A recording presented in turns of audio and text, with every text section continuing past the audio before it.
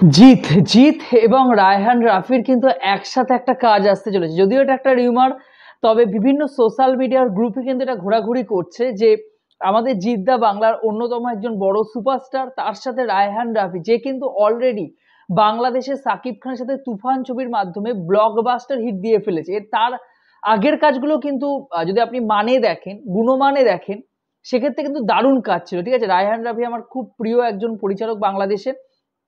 টুকটাক খবর শোনা যাচ্ছে যে তার সাথে নাকি একটি কাজ আসতে চলেছে আমাদের জিদ্দার। কতটা ঠিক এই ভিডিওতে আমরা আলোচনা করব। তার সাথে সাকিব খানের তুফান ছবি একটা গান রিলিজ করে দেওয়া হয়েছে ফেসে যাই বলে।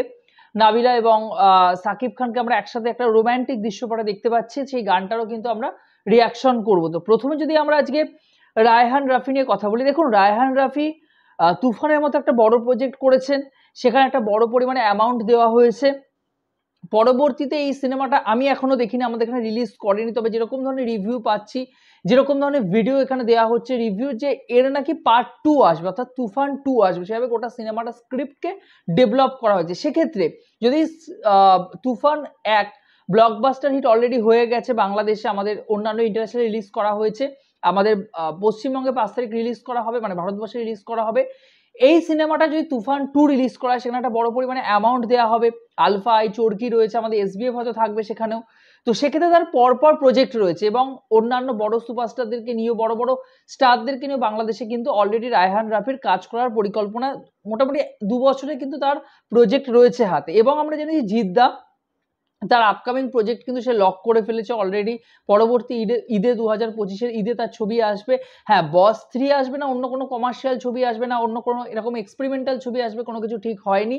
তবে যদি ছবি আসেও, বা এগুলো আমি আবারও বলছি রিউমার এক একটা, এইগুলো ছড়িয়ে দেওয়া হয় যাতে দর্শকদের মধ্যে এক্সাইটমেন্ট ক্রিয়েট হয়।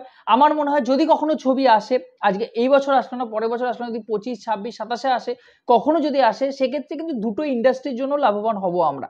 কারণ বাংলা ইন্ডাস্ট্রির ক্ষেত্রে আমরা একটা বড় স্কেলে শোনা যাচ্ছে জাজ মাল্টিমিডিয়া এর প্রোডাকশনের কাজ করবে। আমি জানি না কতটা এটা সত্যি ঘটনা, এটা গোটাটাই আমার মনে হয় রিউমার। এবং জাজ মাল্টিমিডিয়া তারা সিনেমা প্রডিউস করবে এটা তো আমার মনে হয় না কখনোই তারা এই বিষয় সম্পর্কে ওয়াকিবহল, তারা এই বিষয় সম্পর্কে যথেষ্ট সচেতন এবং পজিটিভ তারা কোনো কিছু একটা মন্তব্য রাখবেন, কারণ তারা এরকম কাজ এর আগে সেরকমভাবে করেননি। তারা বেশিরভাগ ক্ষেত্রে তারা ডিস্ট্রিবিউশনে কাজ করেছে আমরা জানি।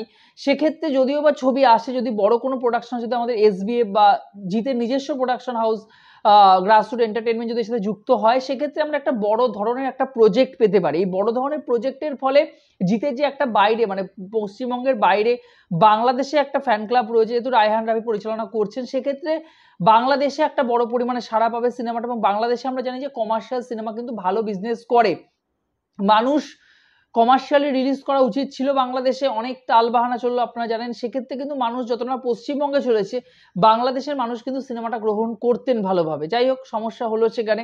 তো আমার মনে হয় যদি সিনেমা কখনো করা হয়, রায়হান রাফি এবং জিৎ যদি করেন, সেক্ষেত্রে কিন্তু দুটো ইন্ডাস্ট্রির ক্ষেত্রেই আমরা লাভবান হব।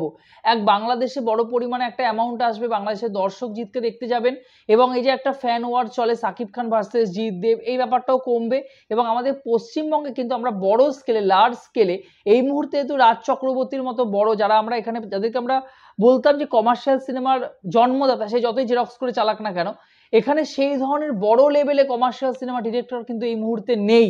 সেক্ষেত্রে যদি রায়হান রাফি করতে পারেন, তা সেক্ষেত্রে কিন্তু আমরাও লাভবান হব। দেখা যাক কি হয়। গোটাটাই একটা, আমি আবারও বললাম যে কল্পনা আমাদের কাছে ঘুরে বেড়াচ্ছে বিভিন্ন ঘটনাগুলো, পেজগুলো তাদের বিভিন্ন সময় রিচ বাড়ানোর জন্য এই ধরনের ঘটনা, মন্তব্য, এই ধরনের পোস্ট তারা শেয়ার করে। দেখা যাক, যদি হয়তো খুব ভালো হবে। যাই হোক, সেকেন্ড যে আপডেটস দেবো সেটা হলো সাকিব খানের ছবি, সাকিব খানের তুফান ছবি। আপনারা জানেন তারা যে গান রিলিজ করে দেওয়া হয়েছে, ফেসে যাই গানটা হাবিব ওয়াহিদের গলায়। তো আমার কিন্তু গানটা বেশ ভালো লেগেছে। রোম্যান্টিক সং হিসাবে, বাংলা গান রোম্যান্টিক সং হিসাবে বেশ ভালো। তবে আমার মুখরাটা অনেক বেশি পরিমাণে গ্রহণযোগ্য আমার কাছে। আমার মনে হচ্ছে মুখরাটা অনেক বেশি পরিমাণে ক্যাচি। অন্তরা আরো ভালো, লিরিক্সের দিক থেকে আরো ভালো কিছু হতে পারতো, ততটা আহামরি কিছু লাগেনি। তবে শুনতে, গানটা একবার শুনতে কিন্তু বেশ ভালো লাগলো। আমি আবার শুনবো, শুনে কিন্তু আবার রিয়াকশন পুরো, মানে 2-3 বার গানটা শুনলে কি হয়, অনেক গান 1-2 বার শোনার পরে যখন আপনি আরেকবার শুনবেন, 2-3 বার শুনবেন, গানের যে মুড ওটা কিন্তু চেঞ্জ হয়ে যায়। অনেক খারাপ গানও কিন্তু আমাদের ভালো লাগতে শুরু করে। সেক্ষেত্রে একবার শুনে আমার মোটামুটি ভালো লেগেছে। তবে যে সিন, যে দৃশ্যপটগুলো রয়েছে, আমার মনে হয় সিনেমাটা মেইন পয়েন্টে যেখানে রয়েছে, খুব গুরুত্বপূর্ণ একটা ভূমিকা পালন করবে। নাবিলার সাথে একটা রোমান্টিক সিন, একটা মুড রয়েছে সাকিব খানকে দেখতে ভালো লাগছে, নাবিলাকে দেখতে ভালো লাগছে, ক্যারেক্টারগুলো সুন্দর লাগছে। সেক্ষেত্রে তাদের মধ্যে রোমান্টিক সিনগুলো ফুটে উঠেছে খুব সুন্দর, দেখতে খুব ভালো লাগছে। মানে ভিডিওগ্রাফির কাজ খুব ভালো হয়েছে। সিনেমার ক্ষেত্রে দেখলে বুঝবো গানটা কিভাবে ইউজ করা হয়েছে, তখন কিন্তু আমার মনে হয় বেশি ভালো লাগবে। যাই হোক, এই ছিল আজকে আপডেটস, আপনাদের সাথে শেয়ার করলাম। আপনাদের কি মতামত জিৎ এবং রায়হান রাফি যদি একসাথে কাজ করে তাহলে কেমন হবে, আপনারা কিন্তু কমেন্ট বক্সে জানাবেন। সাকিব খানের নতুন গান আপনাদের কেমন লেগেছে কমেন্ট বক্সে জানাতে ভুলবেন না বন্ধুরা। ভালো থাকবেন, সুস্থ থাকবেন। জয় হিন্দ।